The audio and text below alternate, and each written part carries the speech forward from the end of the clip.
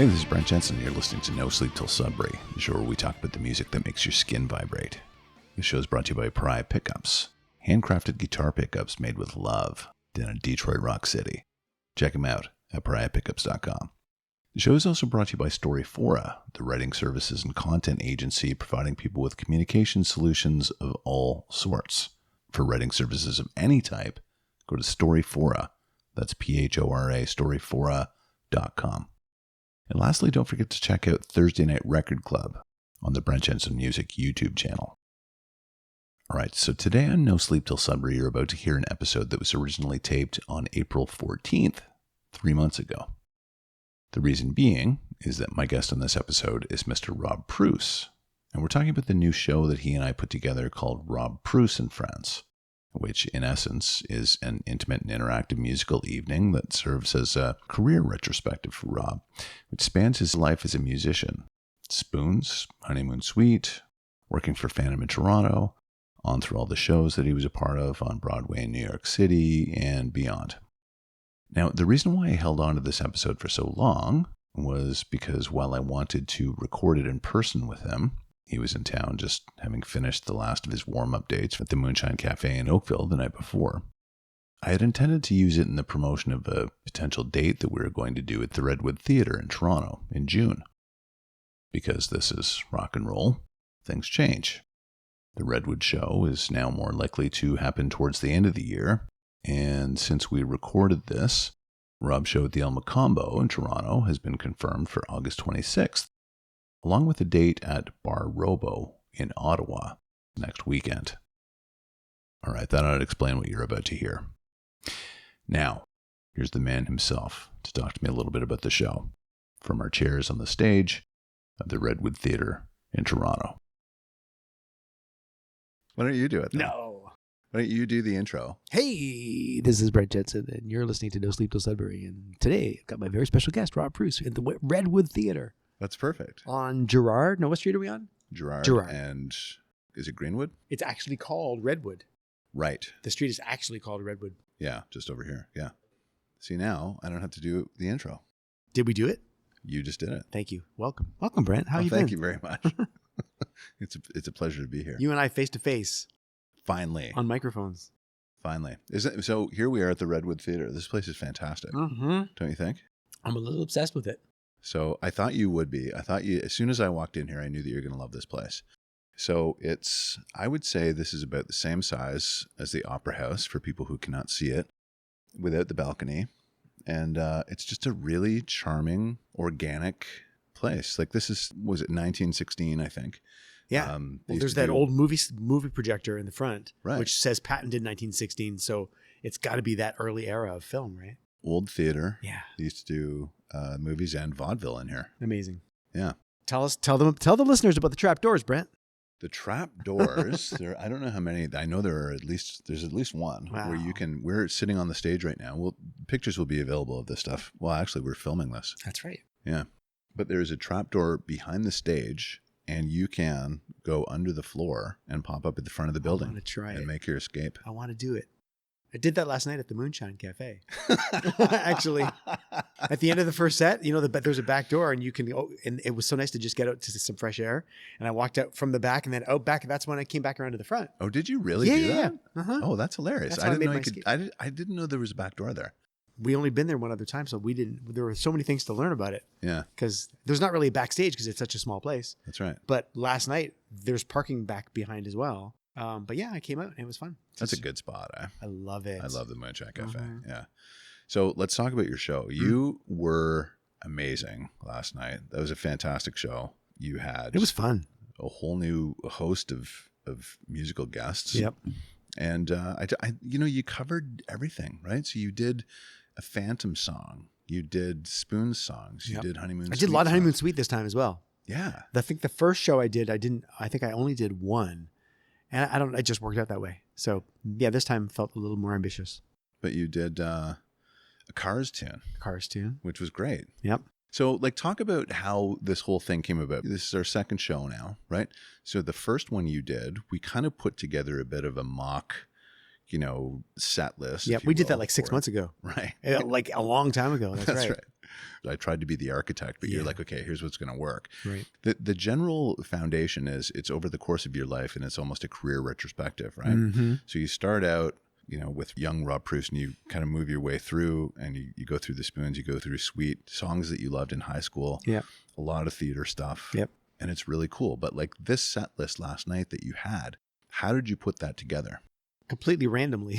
Really? Yeah. I mean, really, I had the singers, the 4 singers, and I basically asked them, like I would give them a choice of, a few songs to choose from to listen to. Okay. And it was sort of random, but like I tried to, I knew I had to do some of the, like the hits, like the ones that I would be known for as far as the band songs, which I love to play, but it's always nice to sort of have a new way to look at them. And then I was just picking songs that I liked and that I wanted to, like my one friend who sang, actually 2 of the friends, my 2 high school friends, each of them, I gave them songs that were things that I remember about them from when we were kids. Right. That I thought, oh, we should just do this because it'll be fun to do. So like the Cars tune, that my friend Tim had won was in the Battle of the Bands, and I heard it, and it was like my introduction to new wave music. That was so cool. And that's the cool thing about what you're doing is that there's an authenticity there. It's your story. I mean, people do, Rick Wakeman, we talked about this, he would go through and just tell stories and stuff, but nobody else is doing what you're doing in terms of including your high school friends. Right. Do you know what I mean? Yeah. And there's just this kind of very organic aspect that. Well, and I also like mixing it up. I mean, as we'll talk about the next shows, who am I going to have next time? And like, I don't have a clue. Like now that we have several shows to draw on as well, I feel like, well, I could ask some people back, or I could get new people as well. And, I'm sort of game for anything. Like that's sort of what I like. What I've always wanted to be able to do is to keep some control of what I want it to be, but also stay open to a singer suggesting, let's try this or try that, because collaboration like that is what I've always loved doing anyways. And when you're in a band, that's what you do is, you collaborate with your bandmates. But since I don't have a band, I've got these singers to work with. And I feel like each person brings something of themselves to it. Yes. Along with me suggesting to them songs to try. Like Sandra, right? Like it was ridiculous. Like I knew what her voice was going to sound like. And then I said to her, why don't we think about trying these songs?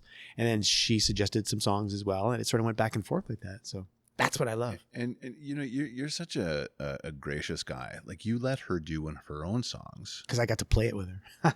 But that's so cool, right? She has a song called The City, which is fantastic. Yeah. And it's her and a piano. That's it. Nothing else. I was probably more nervous than she was. Really? Sure. Just because I don't want to screw up for a singer, like, I mean, that's just the nature of like me wanting to be my best, to play my best for and accompany somebody else, right? Which is something that I learned playing musical theater for so many years, that I want to do my best, but also support a singer, and singers need the support. And when we work together and it works, it's fantastic. It's like magic, Yes. So. And she was amazing. Like that's the thing. She's such a good singer that I could just follow her basically. Like we're following each other, but she has such a dynamic voice and her rhythm is so good. So, yes. Yeah. It was I noticed that too. Yep. That you guys were a good tandem. Mm-hmm. Yeah. You had chemistry for sure. Mm-hmm. She did a Phantom tune. She sure did.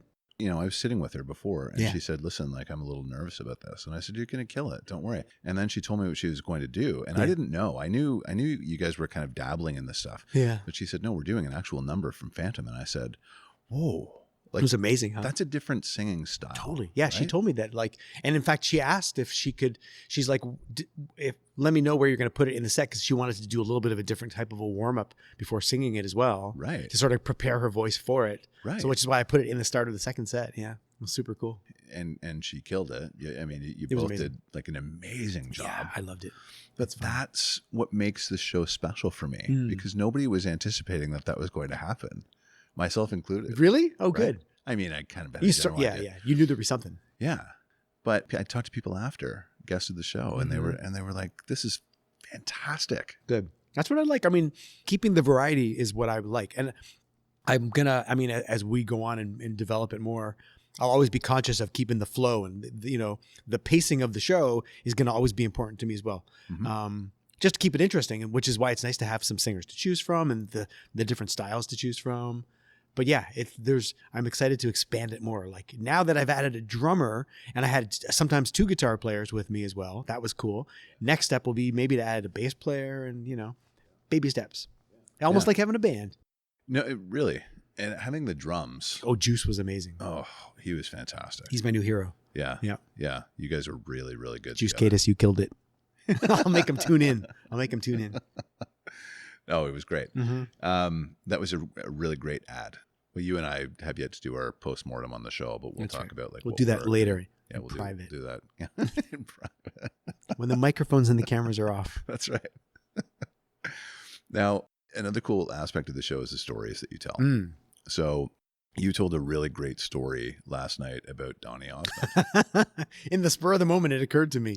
It's so funny. That's what I love about the show is that these things are very spontaneous. They come to your mind, right? And you share it. Yeah. So can you share, that story? The Donny Osmond story? Yeah, because it's fantastic. Yeah. Well, because I was going to play a song from Joseph and the Amazing Technicolor Dreamcoats, and as I was sort of talking about doing the show with Donny Osmond, suddenly it occurred to me that I remembered that there was a performance where myself and the other keyboard player, we had the wrong keys for the music because Donnie's nephew was his understudy and he sang a couple of songs in a different key than Donnie.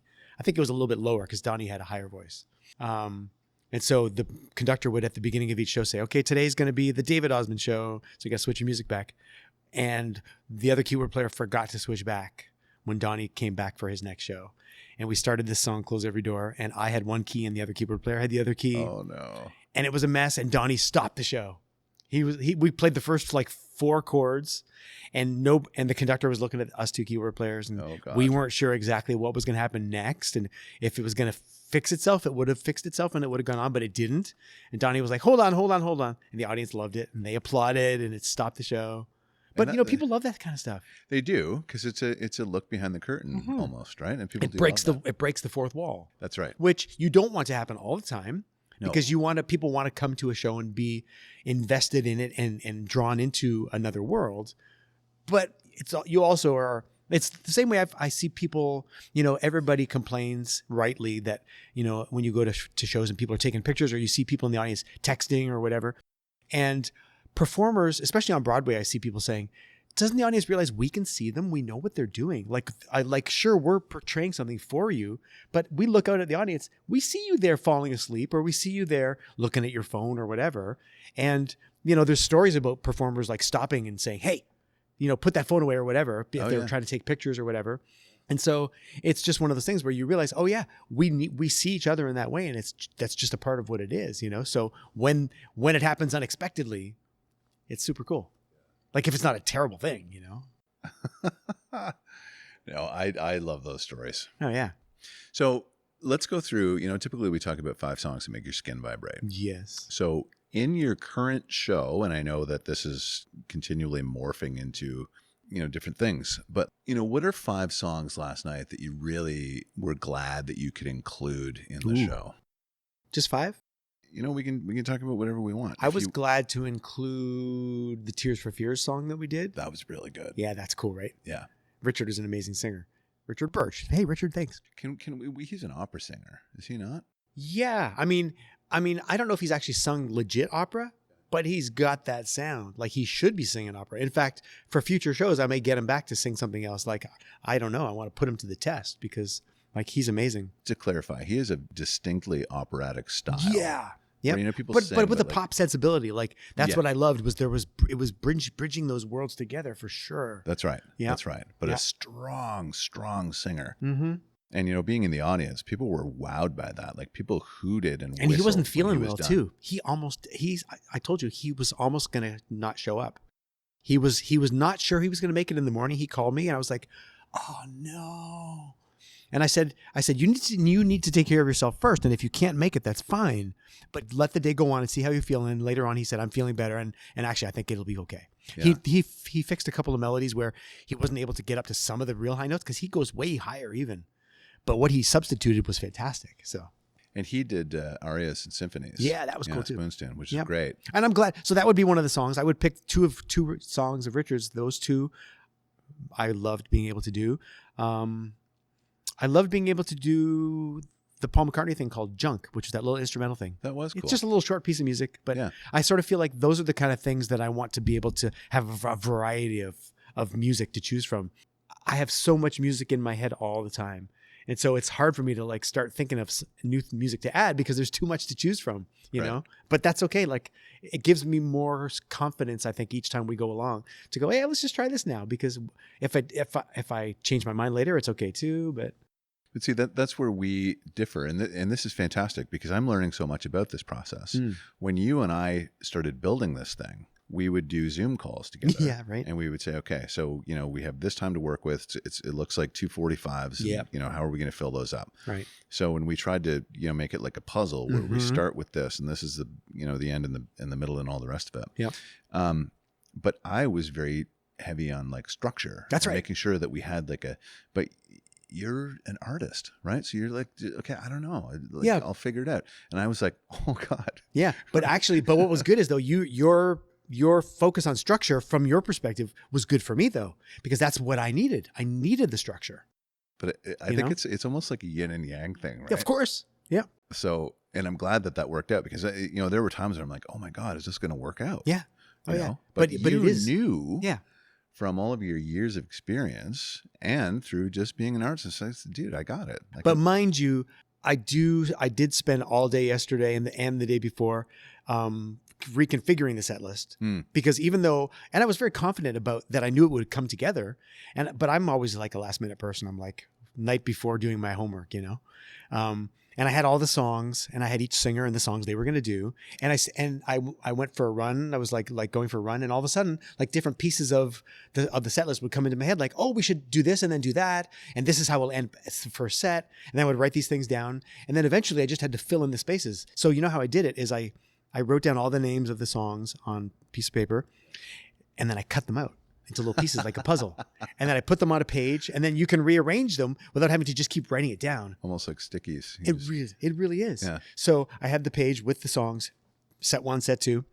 And I put the ones where I knew for sure they were going to be. Right. And I'm like, okay, now I've got these left. And so I put them in and slot them into their places and then try moving things around. And then I had to put a piece of tape on them so they didn't blow away. That is But it works. Yeah, I've done it before. I've done it in the past with some concerts that my wife and I did. When you have a variety to work from, it's better to keep it flexible until the last minute, and then even then you can change it if you want. I love that. That's so great. And you know what? You're so skilled in carrying the momentum of the show. You know when people are trying to be funny and it's kind of awkward. Yeah. Right. I had a lot of those moments.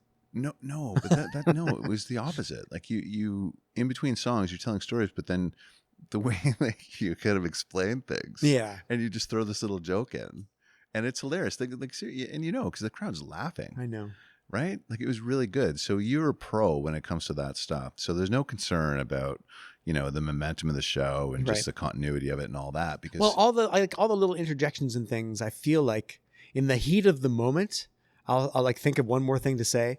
Off the top of, like you said, like off the top of my head. Mm-hmm. And I like feeling like it's okay to do that. Yes. Because in the context of what the evening is, I sort of like to keep it a little bit loose in a way. Mm-hmm. I'm not just a performer who's coming out to present the music, Right. Some people do that. Lots of people do that. But I guess that's not what I am in the first place. I think that people do that because, it's funny because I was just talking about the power of structure and everything, but like bands want, there's a comfort in that for them, I think. Yes. Like they do the same set list. And, you and I have talked about this before, where they do the same stage rap. Yes, that's right. The singers, which I'm not a huge fan of because it seems insincere to me. Yeah. But there's a comfort in that. Yep. But I love the fact that you just go up there and say, you know what? Oh, I just remembered this thing. Yeah. It's great. Because imagine if I didn't do that. Well, I mean, I can't imagine in my own head if I felt like I had to withhold things like that. It would be stiff. Sometimes it would be. Like, I mean, there were a couple places where I stopped myself because I thought, oh yeah, this will go on too long. I've got all these songs to get through. So I should just shut up right now. I could tell this story, but I think I'll just not do it. So, but you know what? Again, there's an authenticity about that, and people feel like they're sitting in your living room listening to you jam with your buddies. Which, especially at the Moonshine Cafe, thanks John Marlett. Right, it's the most intimate place. Like, I think we'll keep coming back there. Like as the years go on, I would want to return there. Because it just feels like a good foundational place. So yeah, I talked to John about that last night. Yeah, outside. Yeah, good. So I think so. It's almost like a coming home thing too, right? And it's so funny because, and I know I told you this before, but that was the first place I almost started 5 years ago. It was 2018 when I first spoke to John and talked about doing it. And then my schedule got messed up and stuff and I wasn't able to do it. And then just time went on. But that was my instinct back then, was to say, I think I should just start it here. It feels like a comfortable place to begin. Yeah. Instead of trying to say we're going to go to a theater or like a bigger place, you know, have a beginning in a place that I know it's going to be a lot of people I know there and stuff. So yeah, it's fantastic. Okay, more songs. So sorry, we went off on a tangent there. I love tangents. My whole life is a tangent. And when I go to Florida, I am a tangent. See, there's that humor. Come for the music, don't stay for the humor. So Arias, the Tears for Fears song I would pick. Arias, definitely, because I didn't play that in the first show and I was going to. That's right. But I didn't have anybody to sing it. I hadn't chosen anybody to sing it. So this time I knew Richard was going to do it and I was like, yeah, for sure. I liked playing the Paul McCartney song, the little instrumental thing. I liked playing the songs with Sandra in new keys. It was really fun. That was sort of magical. We played Nova Heart and we played New Girl Now, both transposed a little bit higher for her to sing them. So tell me something about that. Now, you made a comment last night, and I noticed that you would shift to one side and adjust something. Yeah. And you said, typically, I can transpose everything, but I'm not going to do that. Yeah. So what's the story behind that? When you are going to play a song in a different key, on an electric keyboard, you can cheat, and there's a transpose button. So if I play a song, and if I was going to play Romantic Traffic, let's say, and I play it the way I've played it my whole life long, and somebody says, let's try it in a new key. I could play it. I could physically just do it in the other key, or I could press a button and play it the way I've always played it. And it would sound higher. And in the same position, it would sound higher or sound lower. So it's almost like tuning up or tuning down. Yeah. It's like a capo. It's like a capo, like an electric capo. Yeah. Yeah. Wow. So, which is good if certain things work better under your hands. Guitar players, the same reason you would use a capo. Right. Certain positions of the chords work better with a shape. I don't know how to play guitar, but that's what I've heard. So that's what they do, you know? And with keyboard, certainly I use the transpose button all the time. Like with my wife, when we have voice students that come to our place for classes and stuff, right. And kids will want to sing songs. Like we'll get young kids who want to sing like pop songs done by grown-ups. And we'll be like, well, it's too low for you or it's too high for you, and we'll transpose it. And so I'll look at the sheet music, and instead of just relearning it, I'll just press the button and just do that. It's total cheating, but I don't care. Well, I'm not. Different. Some people are really good. Like some musicians have a really good ability to look at music and transpose as they're looking at it. Oh. I could never do it. I could do it a little bit. It depends how tricky the song really is. But being able to just press a button on the keyboard is like nothing. So when Sandra wanted to move the songs up, I knew I was gonna prefer to just relearn it in a new key. Right. But it was good for my brain because it was a little tricky.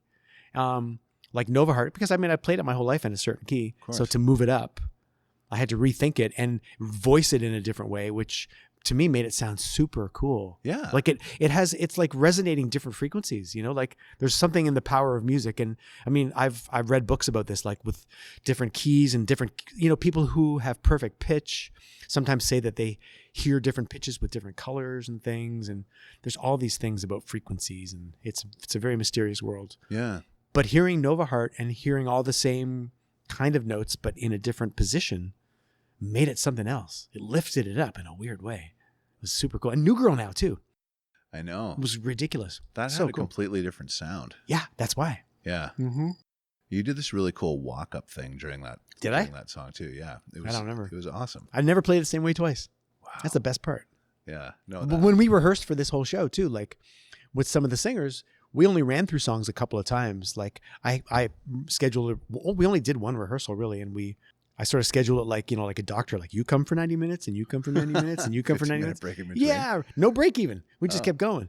But then we would just say, let's work through these songs and maybe try things and sort of get an idea of what it might be. And then we just sort of left it. I noticed last night there was a little camaraderie between all of your, you know, musical special guests, right? Yeah. Which was really cool. Yeah. Because you were the core, right? Mm-hmm. You brought them all together. Yeah. You were the kind of the common thread, or the straw that kind of stirred the drink, really. Yeah, right. So Sandra, and then you had, you know, Tim was there and a bunch of other, but it was really cool because they, you know, they were like jazzed about it. I know. Thought, this is so fun. Right. Yeah. And that kind of came through in the performance too, I found. Yep. Yeah. Because there was enough interaction, people sort of crossing paths on and off stage and stuff. And I would like more of that. Like I would like more interaction in that way. Like it's harder. I mean, maybe I'd have to pick like some more duets or have some people come to sing harmonies and stuff in the future, which would be super cool too. More of that. I've always envisioned having a show too with like a whole choir, which would be amazing. That would have to be real structured. Wow. You know, but like the power of voices together, it would be amazing. That might be a future thing. So maybe we can do that here at the Redwood. Oh my God. The stage we're sitting on right now is huge. Yeah. Yeah. We got to play here. So yeah, well, we'd like to announce now that we're going to be doing a performance here. Well, we don't have it yet. So we don't have a date yet, but we do know that it can be in June. Oh, that's right. Other than the 16th. So obviously, you know, you being a New Yorker and we being in Toronto right now. Maybe closer to the end of the month. Let's see. Well, we're going to talk to Maria after we wrap the show here. And it's going to be finalized. So we'll look for an end of June show at the Redwood Theatre in Toronto. Yeah. In the East End. In the East End. I love it out here. It is East cool. side. Come out to the east side of Toronto. We're pretty far east too, aren't we? We're almost in Ottawa. I mean, no, I guess we're closer to Kingston. We're on the way. We're Belleville-ish. Belleville-ish, right? Yeah. Belleville-ish. Is there a band called Belleville yet? I don't believe so. There should be. I just occurred to me that might be a good name for a band. Yeah. Belleville. Boston, Toronto, Chicago, Belleville. Maybe? Why not? I don't know. I'm thinking about it. All right. What else do you have to say? Well, nothing. I'm glad we could meet here the day after.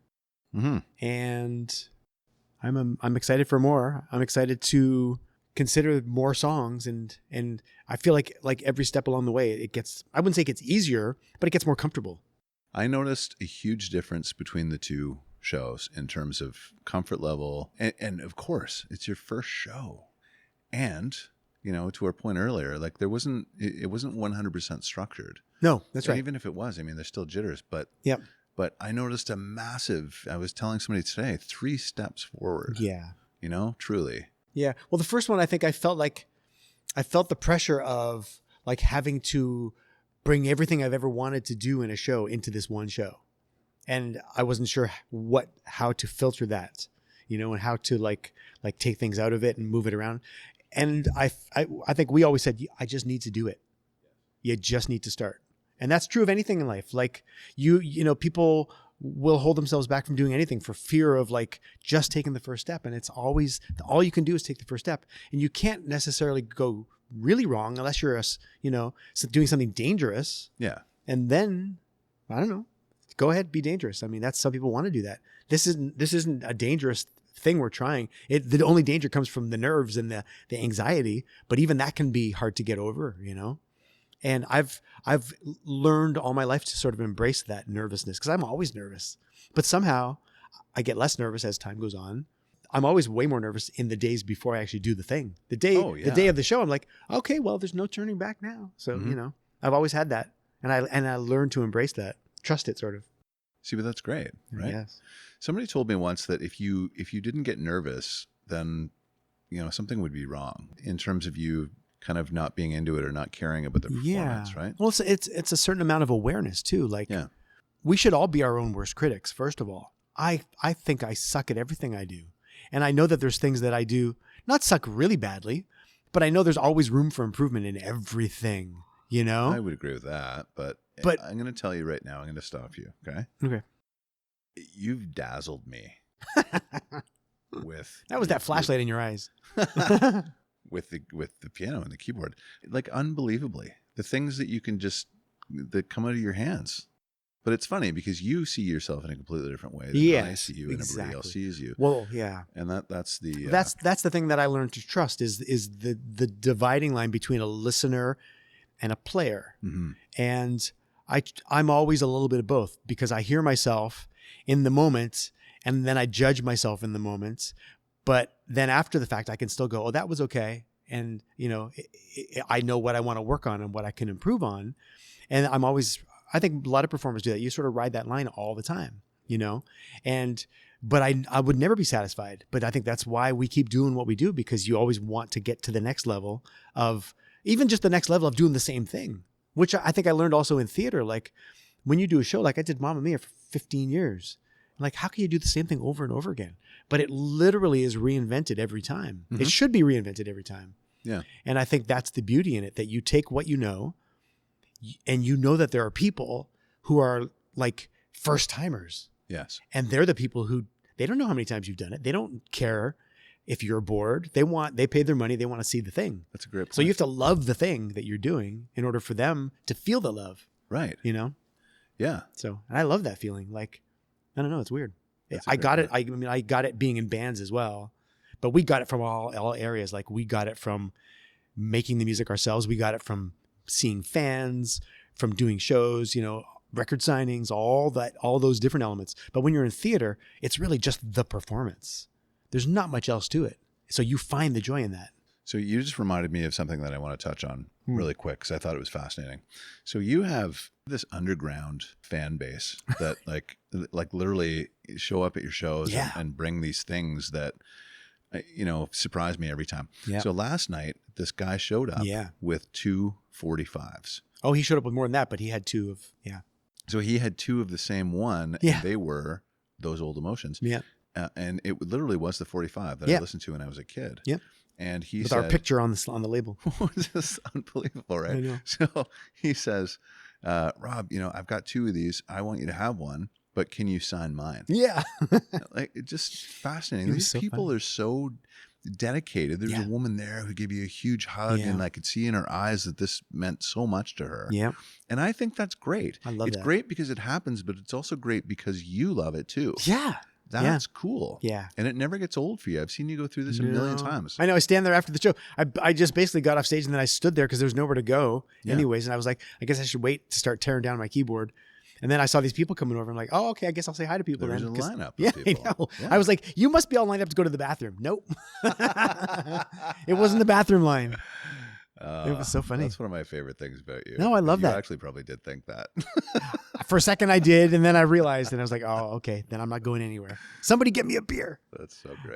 But I love meeting people like that, and especially when people have like their specific memories of, you know, either meeting me years ago, or like there was somebody who lived near me in Burlington that knew that I was in the band and stuff, who I didn't really know, but I'm like, that's awesome. Yeah. I love everybody's stories. I think everybody's got a good story to tell, you know? Oh, absolutely. And I love hearing them all. Yeah. So that's amazing. It goes both ways. Like, I guess I get to be on the stage playing the music and telling some stories. And then if people want to come and tell me stories, I'll be a listener. Yeah. I like that. I love it. I love it. All right. Well, I think that about does it, my friend. For now. For now. Just for now. For now. So we will be back here. Yes. At the end of June, I believe. I love it. Yeah. Redwood Theatre, East End, Toronto. And after that, the world. The world. Yes. Or close to it. All right. Thank you, sir. You're welcome. Did you record that one, or is that just a test? No, that's. We'll do the real episode now? Yeah, we'll do the real That was our episode test? now. That was our run through. That was it. That's it. Oh my God. This has been Brent Jensen with No Sleep Till Sudbury. Till next time, folks. Till next time, folks. Tune in. Take good care. Take good care. I was close. Almost. And then here comes the music. Love it.